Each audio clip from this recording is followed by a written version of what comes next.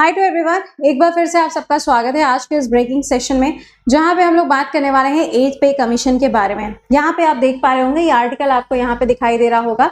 8th pay commission, central government employees have to wait over the 2 years for the revised salary. तो इसका पूरा मतलब क्या है, ये आर्टिकल क्यों इतना ज्यादा सुर्खियों में एक बार फिर से आना स्टार्ट हो गया है।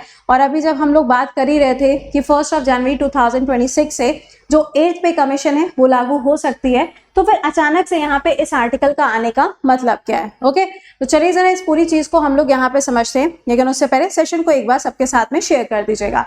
आप सबको ये बात पता है, जब हम 7th पे कमीशन की बात करते हैं तो कमीशन को बनाने के लिए या फिर आपकी सैलरी को रिवाइज करने के लिए एक कमेटी बनाई जाती है या एक कमीशन बनाई जाती है, और उस कमीशन के रिकमेंडेशंस आते हैं। कमीशन के रिकमेंडेशंस के आने के बाद में ही जो पे कमीशन होता है वो आपकी सैलरी को रिवाइज करता है। 7th वाली जो पे कमीशन थी उसके लिए जो कमेटी बनाई गई थी, जो कमीशन बनाई गई थी, वो 2014 में बनती है, लेकिन उसे लागू किया जाता है 2016 में।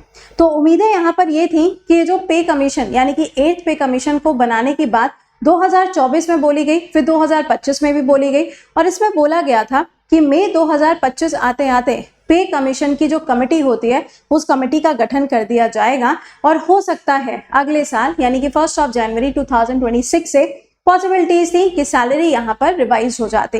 लेकिन समय आ चुका है जून का, जून में भी आधा जून खत्म हो गया है, तो अब यहाँ पर ये सुर्खियां देखने को मिल रही हैं। सुर्खियां देखने को मिल रही हैं, इसके ऊपर गवर्नमेंट ने कोई मोहर नहीं लगाई है। सुर्खियों की अगर हम बात करें तो यहाँ पर बोला जा रहा है कि 8th पे कमीशन अगर मान लो मई में बन जाते तो एक बार को चांसेस थे कि हो सकता है 2027 तक लागू हो जाए, क्योंकि उससे पहले भी जब 6th पे कमीशन आया था उसको भी लागू करने में 2 साल का समय लगा। उसके बाद में 7th पे कमीशन आया, उसको भी लागू करने में 2 साल लगा। तो ऐसा माना जा रहा था कि अगर 8th पे कमीशन की कमेटी बनी तो उसको भी लागू करने में 2 साल का समय तो लग ही जाएगा। ऑलराइट, तो यहाँ पर क्या हो रहा है, यहाँ पे बोला जा रहा है कि अब जून का समय आ चुका है लेकिन अभी तक कमेटी को फॉर्म नहीं किया गया है, तो कहीं ऐसा ना हो कि ये पूरा साल ऐसे ही निकल जाए और फिर आगे जाके आपको 2026-27 में 8th पे कमीशन जो है वो आपको देखने को ना मिले। लेकिन पॉइंट ये है कि ऐसा हो क्यों रहा है, तो पहले हम जान लेते हैं कि जो 8th पे कमीशन है उसमें किसकी किसकी सैलरी को इंक्रीज होना था। तो जो ये 8th पे कमीशन की बात हो रही है, इसमें जो सेंट्रल गवर्नमेंट के एम्प्लॉइज हैं या फिर सेंट्रल गवर्नमेंट के साथ में जो काम कर चुके हैं आज के टाइम पे, जो पेंशनर्स हैं, उनकी सैलरी को रिवाइज करने की बात कही गई।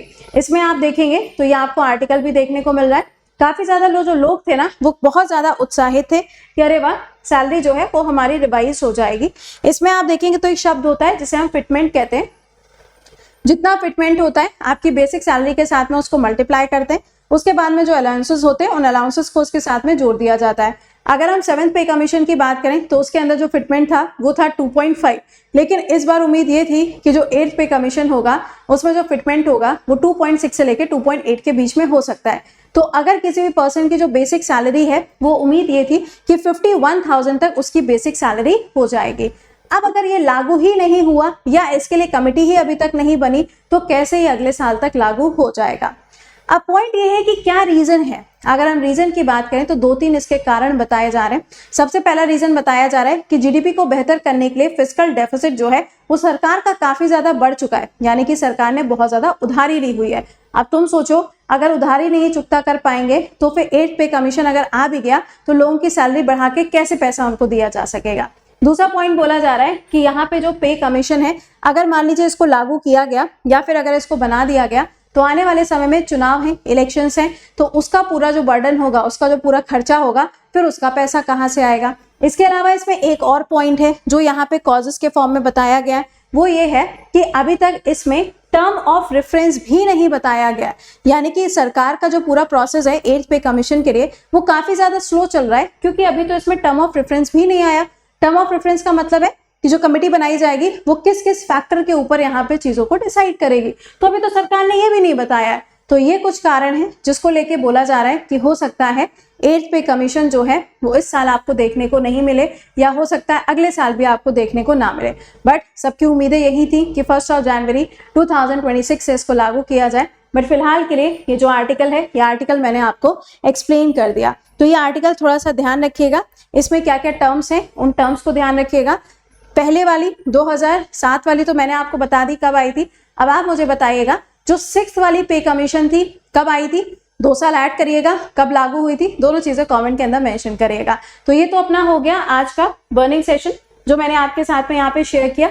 इसके अलावा अगर आप एसएससी के एस्पिरेंट हैं तो आपके लिए पेड बैचेस यहाँ पे आ चुके हैं। आप इन पेड बैचेस को ज्वाइन कर सकते हो, जिसमें आपका सीजीएल 2025 सूर्या 3.0 बैच ऑलरेडी आ चुका है। नहीं ज्वाइन किया है तो आप इसको ज्वाइन कर सकते हैं। मिलते हैं आपसे कल सुबह 7 बजे। टिल देन खुश रहिए, मुस्कुराते रहिए। Bye bye and take care to all.